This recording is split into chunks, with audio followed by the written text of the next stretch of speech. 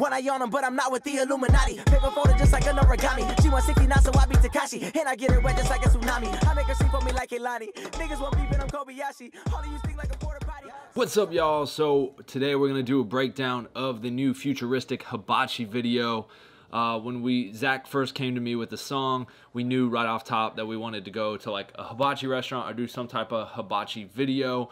But for this video, it just made more sense to rent out an apartment, a location, a loft, and get a private hibachi caterer to come so we could have full control and not have to like rent out a restaurant or deal with restaurants and issues and maybe other people coming in or the cost of that. So we rented this loft off of Peerspace, and we went straight for, renting a private hibachi chef to come in like they do for events and hosting. And so that's what we did for this video. And here you can see me, I'm starting to shoot with this video. I wanted it, the whole video takes place right around the hibachi table. But what we wanted to do was have basically Zach have these kind of superpowers where he like transforms into the hibachi chef and then starts doing, shooting basically lasers out of his hibachi, utensils, and basically making food like zap onto plates, changing people at the table, and just kind of some fun stuff. So the whole video, when I wanted to shoot it though, I wanted it to have a classic, kind of Asian film feel, which a lot of that is done on a tripod with like crash zooms. So you see me on the tripod a lot, handling the zooms and doing zooms a lot, and you'll see it throughout the video. You'll have a bunch of just random zooms happening throughout the B-roll, throughout the performance. And so that's me on my Sigma Cine lenses. Usually the whole shoot I pretty much use the 50 to 100, and I'm doing crash zooms here and there to kind of give that classic like Asian movie feel, especially since that's kind of the theme of this video with being hibachi. With these plate shots, what I was doing is basically locking the shot off on the plate, empty. Then I would I would zoom in on the lens to the end point, let it sit there for a second or two, like maybe 3 to 5 seconds. Then I would have the chef dish up the plate, and then the whole time I would never cut. I would let it continue to roll, and then I would let that sit for another 10 seconds with the food on the plate, so that in post, the plate is empty. It zooms into the plate, it's still empty. Then I just jump cut it to when the food's there, and boom, it's like the food appeared. And we had a VFX artist go in and add an effect like a laser that was shot out of Zach's utensils, and boom, the food appears on the plate. So that's kind of like the little tricks that we use throughout the video. Anytime you see something where it appears on the plate or someone changes, it's because I did that, locked off tripod, zoom in, hold, and kind of just did that effect.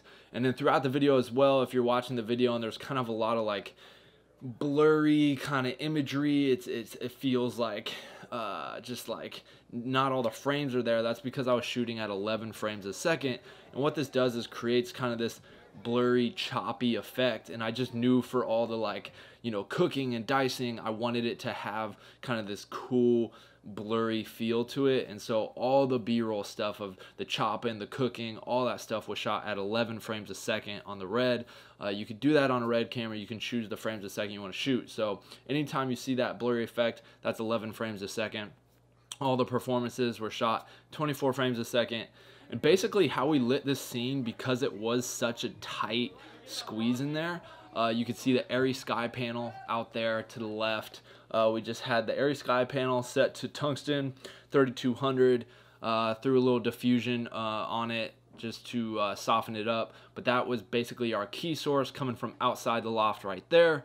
And then you can see the light mat behind the chef there. The light mat we had set to daylight, so it had a little bit of a cool blue tone coming off of it, since I was balanced for the tungsten light.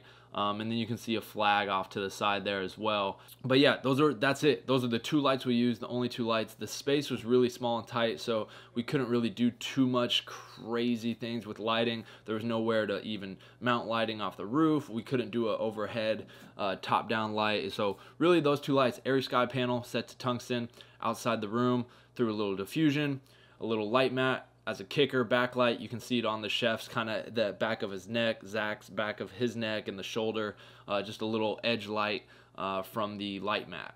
So with this video, pretty much did everything. Budget was small, so we didn't have a lot of room for crew. So I was directing, I DP'd, I was pulling focus, I was running cam op, I edited and colored the project, and I'll be doing a tutorial on the editing and how I edited it.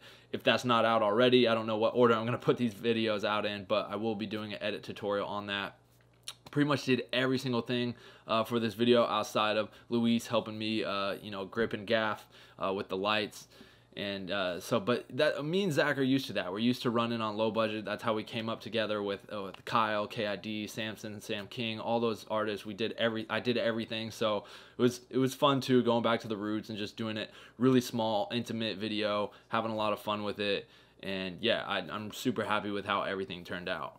As far as preparation for the video, really not much preparation into it other than just kind of the general idea, but winged it pretty much on the spot. Rarely do I ever go into it, you know, a shoot with a shot list. I kind of always have the shot list built up in my head. I go over it enough in my head that I know what I want, I know what I need. And so just kind of as, you know, we're rolling on set, I'm picking off the shots that I know I need in my head and what I need for the edit. But I did not have a shot list. I get asked a lot if, you know, if I write out shot list or storyboard. Did not do that for this one, just kind of as we went, shot as we went with the flow. When things would pop up, I'd, you know, make sure I'd get them, but yeah, no shot list for this one. All right, guys, so that's it for the breakdown. Hopefully you guys enjoyed the video. You know, if you have any questions, comments about the video, let me know. I'll be happy to answer them in the comments below. Appreciate you guys for watching. If you haven't seen the video already, go watch it. Futuristic, Hibachi, it's fire, and that's it. That's all for this video. Jacob Owens for the Buff Nerds, and I'm out.